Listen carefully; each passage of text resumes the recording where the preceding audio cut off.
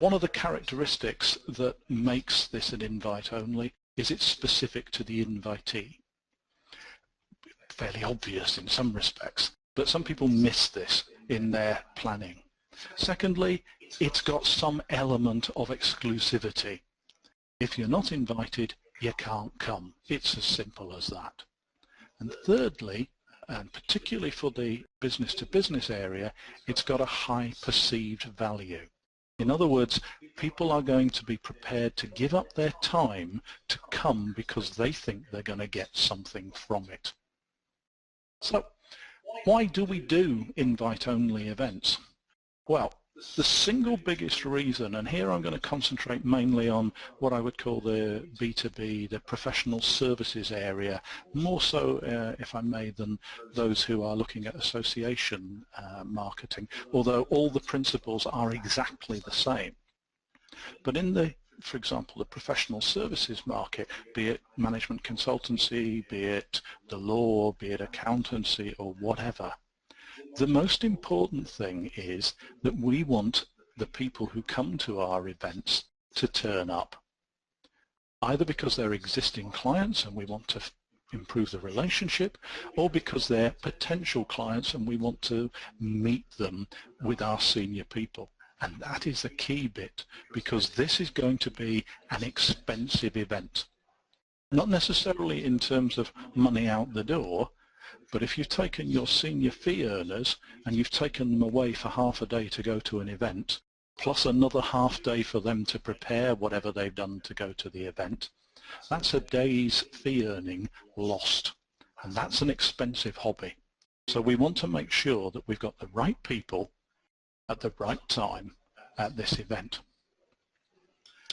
And if we do it and we get the right people there, it's incredibly effective, because we can control everything that happens during the event, who they meet, who they don't meet, what they talk about, and the impression that we give them, all of which is very, very important. Now, one of the things that Katrina has quizzed me about over the last few weeks as we've been preparing this is, if these are so good invite-only events, why don't people do them all the time? Why do people just do a mail shot for 10,000 people and expect they're going to get 50? Well, for the same reason, quite frankly, that Katrina organised the marketing for this little webinar. We've got somewhere in the region of 100 people have registered, and we only sent out about 150 invitations. And that's because we targeted it one way or another to the people who should be interested in this type of event that we're running today. But is there a downside to invite-only events? Well, yes, there is. I've already touched on one of them, and that's that it's expensive to put it on in terms of fee earner time, in terms of hiring a big speaker, a big name speaker, if that's what you're doing, organising a dinner at a prestigious location one way and another. But the other thing which people forget about is that it's very time-consuming in terms of organising it. It's worth it, in my opinion, in many instances, but it's not something to enter into lightly, because if it's only viable because you get 10 or 15 of the right people there, you have got to get those 10 or 15 people. If you don't get them, there was no point doing it. If you've got a dinner table for 8 and there's only 4 people on it, frankly, it looks stupid. And more importantly, it's not a career-enhancing move if you're in the marketing department of a major management consultancy. So some of the things that have to be borne in mind are the people, who we're going to invite, why we're going to invite them, and so forth. And we'll touch on that in a moment or two. But what are the benefits of an invite-only event? Well, the most important one, as far as I'm concerned, is that we get the right people there, the people we want one way or another. And we've got them there for the right reason, because we know what we're going to talk about, we know it's of interest to them, they've declared it's of interest to them. And again, we come back to it's easy to target those people. And although it's time consuming, it's relatively easy to get them there if we make our offering sensible, shall we say, to the market. Has that been your experience, Katrina? Yes, definitely. I think that with invite-only events, you can pinpoint the exact people that you want to attend and that you want to make contact with. And I think that it's the making the relationship part. That's the most important part of these events as well. So it's not just enough having people's contact details and emailing them. You really want to find out what their problems are. Okay, that makes sense to me. So, words from a practitioner doing it the hard way. Let's move on to another section of this little presentation, and I want to talk here about planning an invite-only event. Most people do some planning for their event. Unfortunately, in my experience, most people don't do enough and don't do the right planning. And I'm watching Katrina's nodding here because in her experience, where she speaks regularly to lots of people who are running events, they start off with great ideas, they start off with great aspirations, and then the face goes down a little bit because they haven't got the numbers and they've got lots and lots of work to do in the week before the event to get the numbers up. Well, in my experience, it really all starts right at the beginning. And the first and most important thing that people should be doing is working out what are the objectives of the event and how will we measure it as a success. Is it bottoms on seats? Is it the right people? Is it the right people about the right subjects? What do we want as our objective for the event? Is it to get more sales? Is it to influence people? Is it to make connections between people because that will result in something else? I used to do a lot of work with one of the major management consultancies. I shouldn't probably say their name, but I will, Bain & Co. They're fairly major in terms of what they do. And one of the things that they and all the management consultancies do is bring people together so that they can make 2 and 2 add up to more than 4. And that's about making those connections in the right way at the right time. How will you measure that success? Is it purely about how many go on to ask for a quotation? Is it how many follow-up meetings there are? Do we look at it over a long period of time where this one event is part of a process that we're going through, or a campaign, or whatever you want to call it? Are we measuring our activity over a quarter, over a 6-month period? Quite often with these type of events, I find people are more sensibly looking at a 6 to 9 month window for activities turning into business. And so we're looking at an inherent time lag between what we do now and is there an increase in revenue in 6 months' time, 9 months' time, or whatever.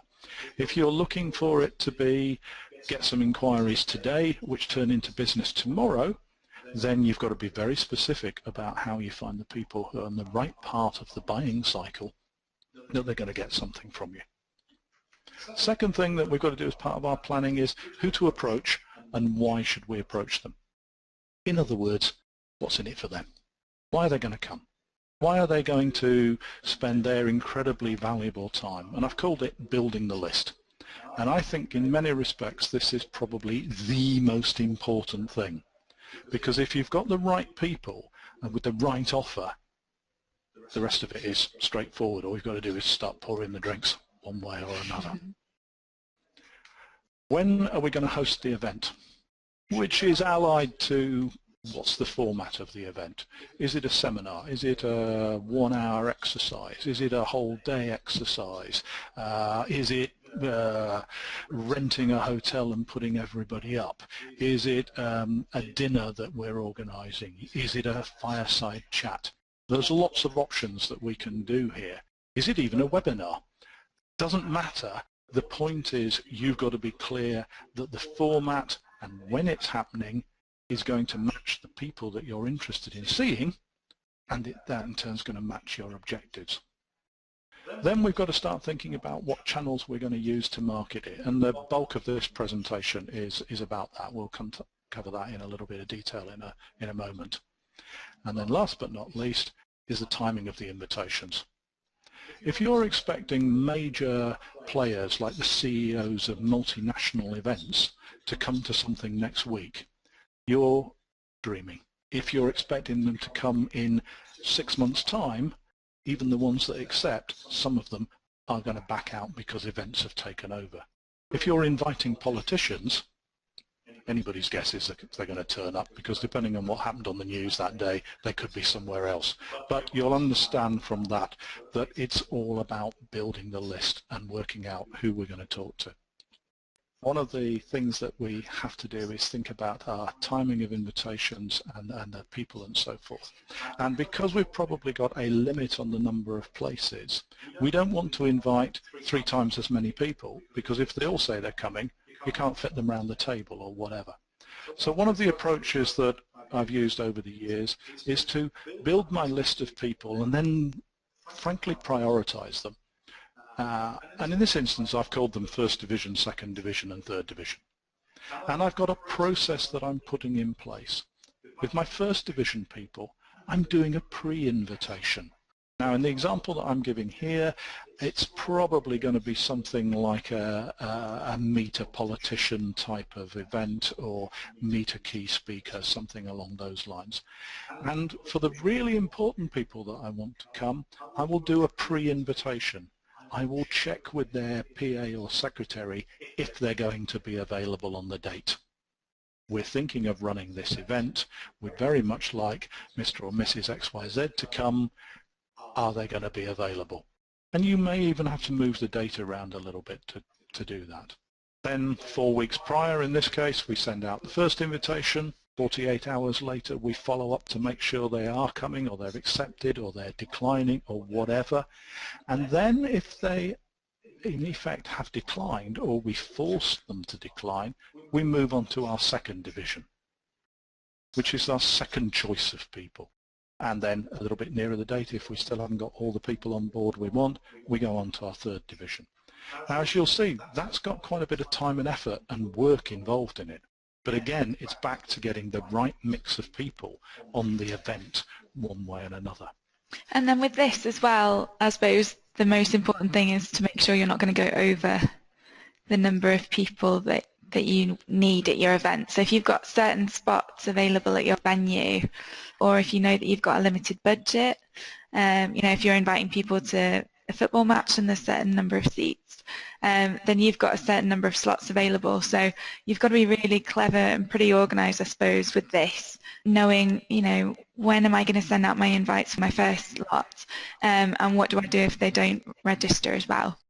Indeed. One of the biggest problems that I've seen people do is have the executive box at Man City, which, if my memory holds me right, holds 22 people, and then they had 40 people. There was quite a few people ended up in the bar that day. The bill was high. I'm not sure that it did their image a great deal, one way or another. Now, I've popped a slide up here about promotion channels, and I'm going to talk in a little bit of detail about each of these. So how could you promote your event? You could use PR, you could use social media, email marketing, telecom, direct mail. I've put PR up there because a lot of people use some form of press release or public relations to promote things. Works extremely well for exhibitions, for big conferences and things like that. Pretty useless if you only want 10 people to come to a dinner. And that's why I've put it there to say don't use it, unless you're looking for a bigger audience one way and another. Now, social media is one of the things that, quite frankly, until about an hour and a half ago, I completely and utterly was against. And then Katrina and I had what could be described as a frank and meaningful discussion, where she pointed out to me that you can do things with some forms of social media which are a mixture of PR and email marketing in a way. And I think you were thinking of LinkedIn groups, is that correct? Yes, so I think there's two things that I would do. So if you have a target audience in a certain industry and you're not too fussy about who's going to be attending your event, you're quite focused on a certain industry, then looking at the LinkedIn groups and putting an advert in there or answering a discussion, being quite active in there can be quite useful. The other thing about LinkedIn and Twitter as well is that you can send direct messages to people. So I find LinkedIn quite useful if you want to approach somebody who you've perhaps not met. You can have a look and see if you've got connections in common. So see if somebody might introduce you, and then you can send direct messages as well, so you can approach them if email or other forms don't work. Okay, let's go on, if we may, and talk about email marketing. Well, the rules are very simple. There's nothing different in this to any other email marketing campaign other than really following the rules. Who are you targeting? What's the offer and what's the headline that you're going to use to get through to them? And within that, you also have to think in terms of, often with invitation-only events, you're looking at quite senior people that you're looking to invite. So who is going to read their emails? Is it going to get through the filtering mechanism one way and another? Choosing a provider to send the emails. If you're only sending out 20 emails, by all means use Outlook. If, on the other hand, you're sending out 200 emails, Outlook is the worst thing in the world to use because there's all sorts of problems with it in terms of how spam gets trapped and various other things, and then I'd be looking at something like MailChimp or one of the other ones. Setting a schedule for your email marketing. Testing it. Which offers work? Which headlines work? How much time do you have to give them one way or another? Analyze your email analytics. What worked, what didn't, in other words, and then adapt it, I should say, not adopt it, adapt it and optimize and move on one way or another. Again, lots of information on that on the internet. We've got quite a bit, and I believe Katrina's going to send some of the stuff to everybody as a follow-up promotion, things that we've seen that have worked one way or another. The second method that I want to talk about is telephone outreach. In other words, phoning people up. Very expensive because it requires a human being to do something. So the key to it is a highly targeted list. Decide who's going to make the call. Are they articulate? Do they know what they're talking about? Do they have the authority in their voice to get through? Do they have the experience one way and another? Know who you're speaking to. If you get through to the chairman of Megacorp and you've no idea who he or she is, you're going to be in trouble one way and another. What are they interested in? There's a big debate about the scripted and unscripted approach to telephones. Personally, I hate scripts, but I do like practicing what I'm going to say so that I'm not having to invent everything every 2 minutes one way and another. One of the lessons that has been learnt over the years is not to be afraid of voicemail. It's a tool. People will listen to it, but it's a bit like an email. You've got to grab their attention in the first few seconds, otherwise it's pip, and we're on to the next one way and another. I don't know anybody who bins all their voicemail unheard if they're of a reasonably senior nature, unless they're just using it as a filtering mechanism to get rid of people. Ask questions during the conversation. Evaluate at the end of the exercise. Just to recap from the middle of that, scripted versus unscripted. I prefer unscripted, it seems to work better. Don't be afraid of voicemail, it's your friend, you have to use it. Tell people when you're going to phone back, tell people what you're going to talk about. Don't just leave a message. Ask questions, have a conversation with people, and you'll get much better response one way and another. And of course, as usual, evaluate what's going on and what success you've had. Third and final area to look at is direct mail. Good old-fashioned post. Do you remember right at the beginning I said that one of the things about an invite-only event is its exclusivity and its perceived value? So send them an invitation. It's nothing like an RSVP card to get people really interested in something. It shows you care. Yes, it costs £1, £1.50 to produce them, but if you're only producing 20 or 30 of them, so what? Make it personal. The quality of the content has to be as high as you can get it, not something knocked up on an inkjet printer. If it needs gold embossing, use gold embossing. And again, like everything else, analyze, but most importantly, with the direct mail, follow up. Make the phone call afterwards. Did the message get through? Was it binned by the secretary, or whatever the case may be? Very, very powerful. Interestingly enough, you'll probably be thinking, should you combine all of these together? And the answer is yes, because the objective is to get 20, 30 people to this event to make the most effective use of your time.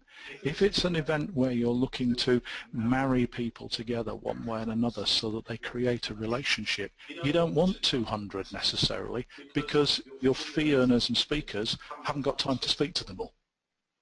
Equally, if it's a very big audience, nobody's going to ask too many questions. Quite often in these webinars we don't get people asking us questions because they've got their own private agendas. They don't really want to talk about their business in front of lots of other people, but they will follow up if there's a mechanism by which it can be done. So those are the major methods for marketing an invite-only event. And that leaves me, as far as I'm concerned, with just one question.